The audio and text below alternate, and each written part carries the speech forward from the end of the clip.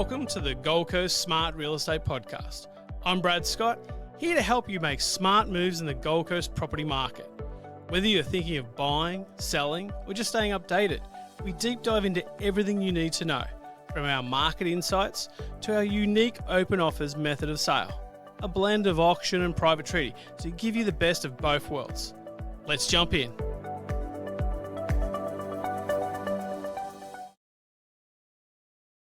Hello and welcome back to the Gold Coast Smart Real Estate Podcast. I'm your host, Adam Bell, and today we're exploring a topic that every seller is going to have to consider it at some stage, and that's should I go with one of the big franchise agencies or a boutique firm. So to help us break it down, I'm joined by Brad Scott, the principal of Smart Real Estate, who is the owner of the boutique agency right here on the Gold Coast. Brad, welcome.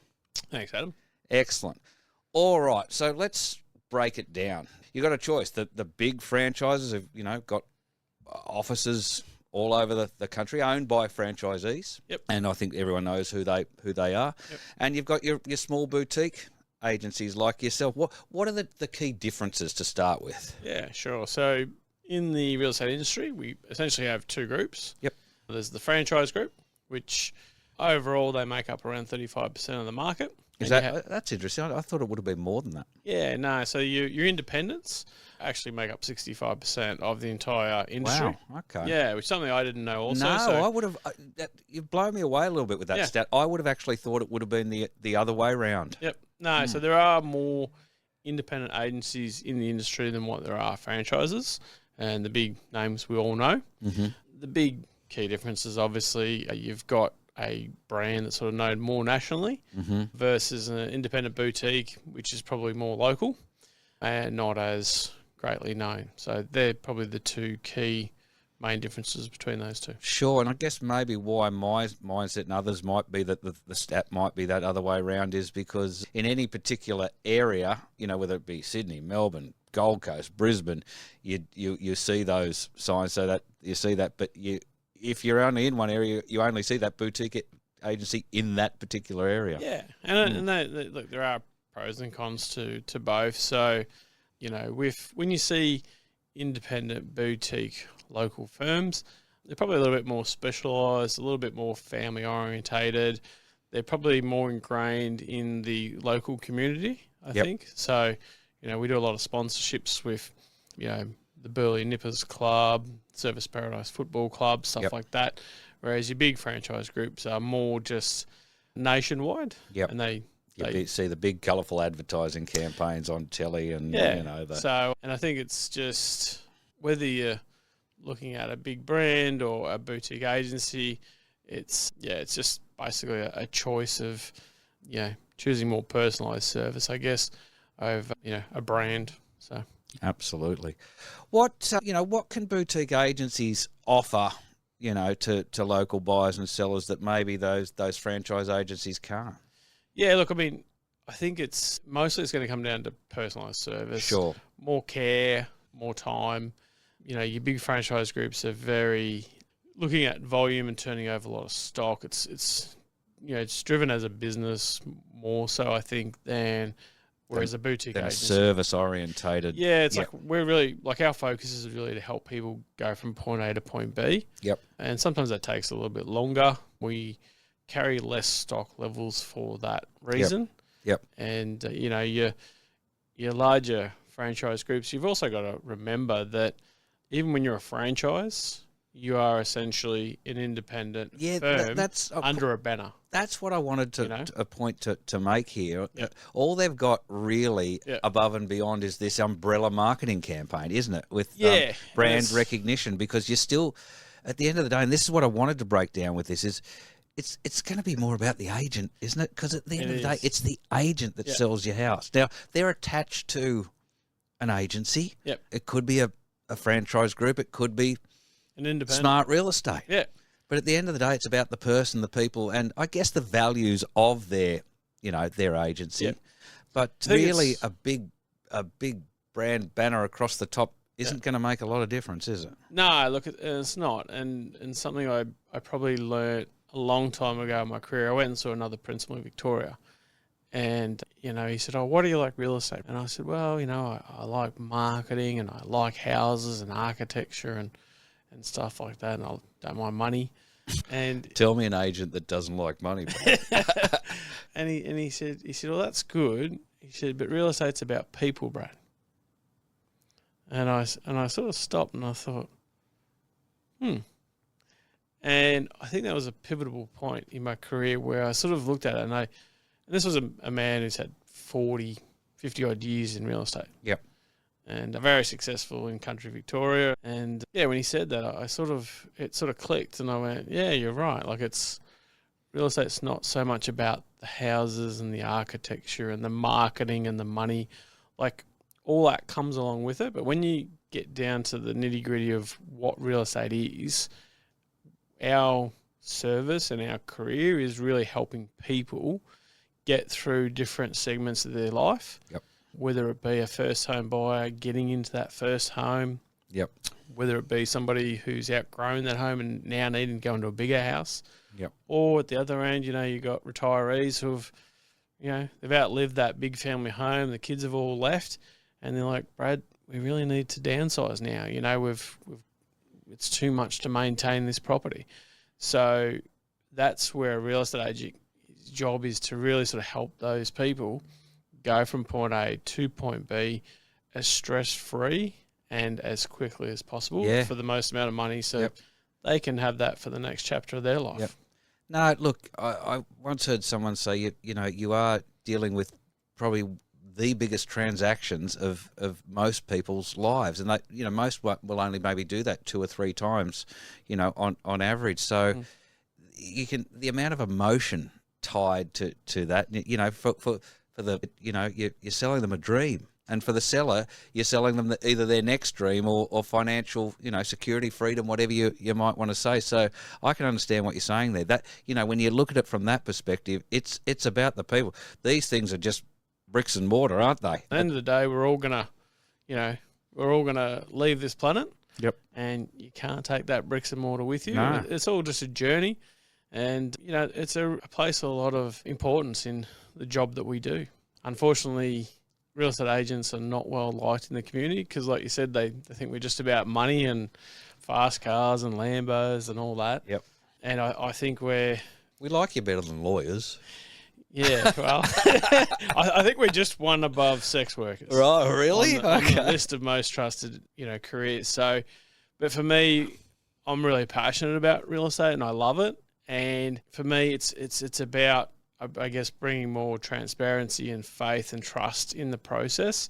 And it's not just about the money, and I say to people say, "Oh, you're a real estate agent," and I say, "Well, I have 10 people's keys to their house in my car." Yeah. So, how many pairs of keys do you have? Yep. So you have to have a lot of trust. People have to trust you. You do.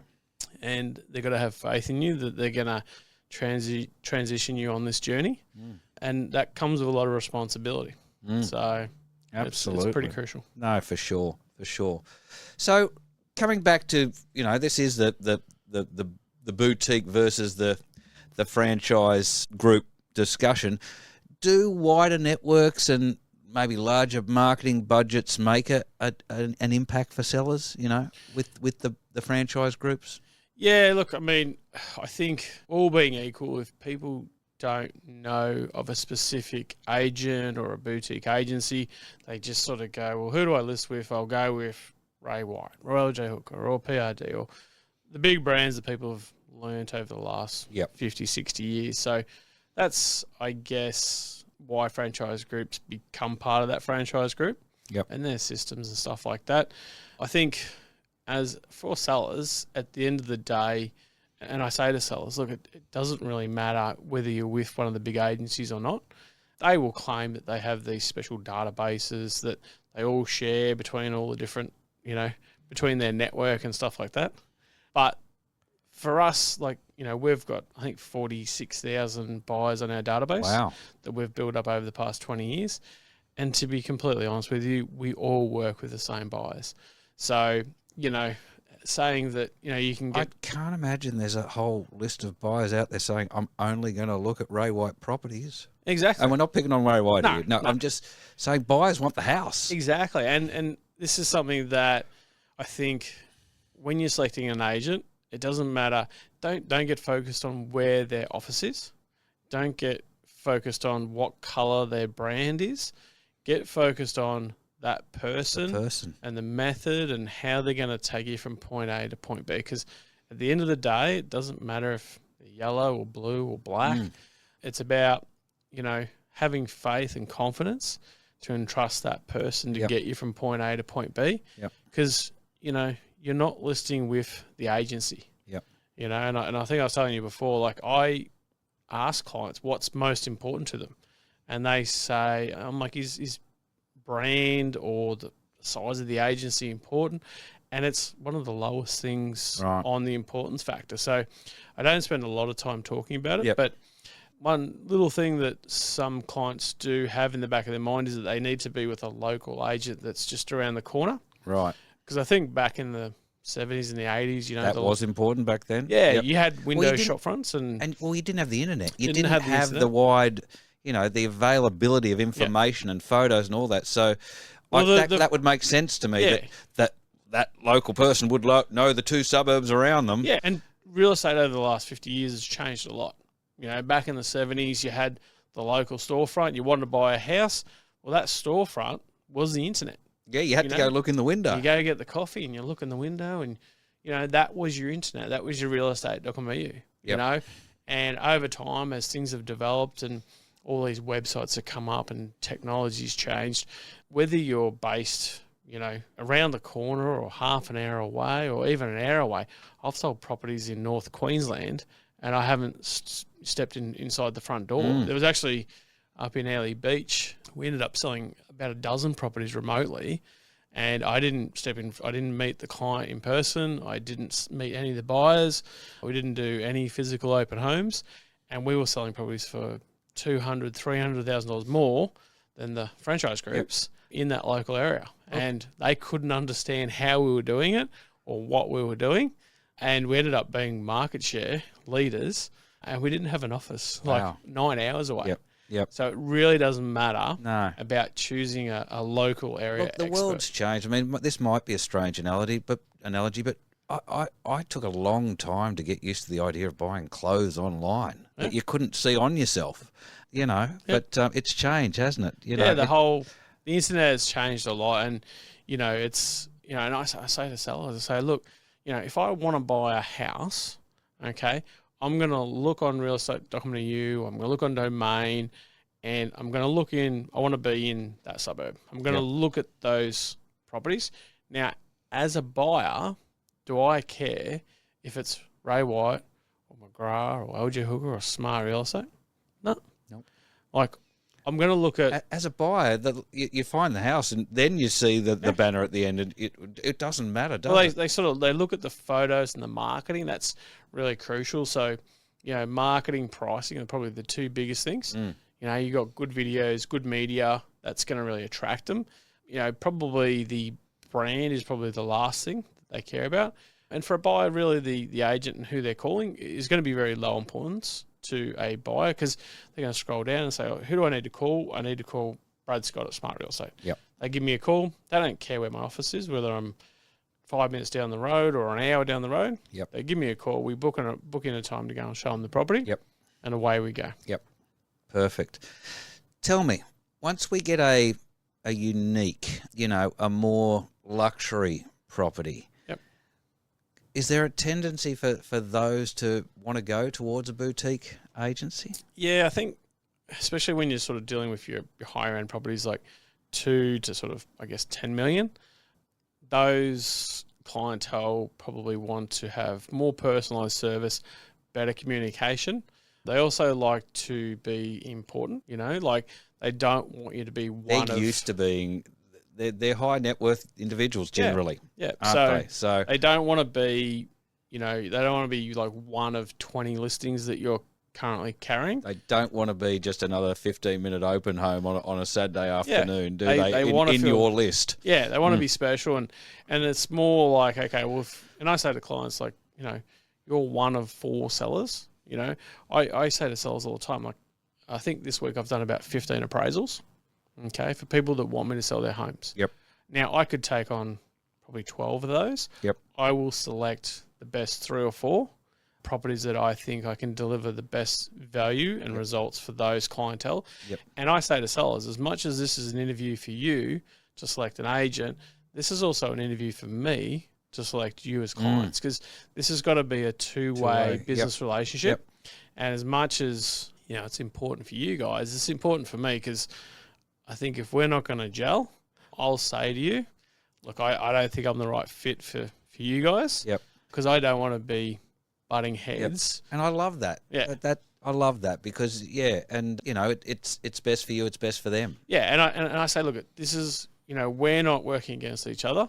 We're working as a team to get the best outcome for you guys, and the buyers are kind of on the other side. Yep. You know, and it's like football, you know, and I say, you are the owner of the team.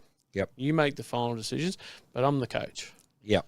And if I'm the coach and I'm running this play, you pay me to win. Yep. You know, you want to win the grand final. So if you're employing an agent and he's giving you feedback, giving you advice, you got to listen to him. Yep. You know, because he's there. You're both working symbiotically together for the same outcome. Yep. You know, and you got to have that faith and that trust. And it's important as agents, like top agents, you know, I guess, yeah, when you've been around for a while, you know, I haven't got time to be arguing with people. And, you know, if you know, there's some clients that you just don't want to work with. Yep. And not all business is good business. Yep. It's different when you're starting off. You'll take any person in any situation. As you get a bit more experience and results on the board, probably a little bit more selective in who you want to work with and who you can help. Yeah. Yep. Excellent. All right. Well, look, to finish off, last question. What advice would you give to someone, you know, if it was important that they're trying to decide between the two types of agencies? What would you say to them? Look, I'd say forget about the brand. Forget about the colours. Forget about the colours. Forget about the agency. Like, it really doesn't matter. You know, as I said, buyers don't care. The buyers don't care. It's going to come down to the individual person that's sitting in front of you. And if there's a great agent at Ray White, go with them. If there's a great agent at LJ Hooker, go with them. If there's a great agent at Smart Real Estate, go with them. Yep. Trust your gut. Listen to what they're saying. If they've got a great proposal, a great strategy, great marketing plan, and a way and results that's going to lead them to the best possible outcome, whatever the brand is, go with them. Go with it. Yep. Fantastic. Look, I think it's clear, although there are pros and cons with both the franchise agencies and boutique firms, the right choice really ultimately comes down to the seller's needs and goals. And as you've said, finding the right person. The right fit. It's agent. about the person, the agent. So, but look, thanks, Brad, sharing your wealth of knowledge and expertise yet again. And to our listeners, you know, if you're looking for a boutique agency with local expertise and tailored strategies, reach out to Brad and his team at Smart Real Estate. I can't go an episode without mentioning the open offers method of sale. Sorry, I just can't. So if you do not know, if this is the only episode you've listened to and you haven't heard anything about that, listen to just about any one of the others, but there is one episode specifically on that topic, because that definitely is a real pro about Brad's agency, Gold Coast Smart Real Estate.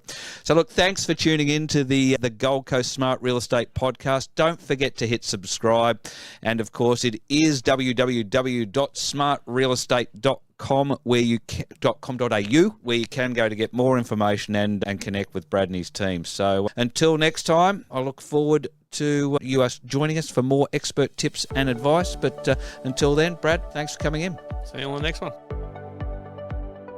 Thanks for tuning into the Gold Coast Smart Real Estate podcast. Remember, if you're thinking of selling, be smart. Explore your options and consider the power of open offers method of sale to maximize your result. Don't forget to subscribe so you never miss an episode. And if you found today's insights helpful, feel free to share with a friend. Until next time, happy house hunting.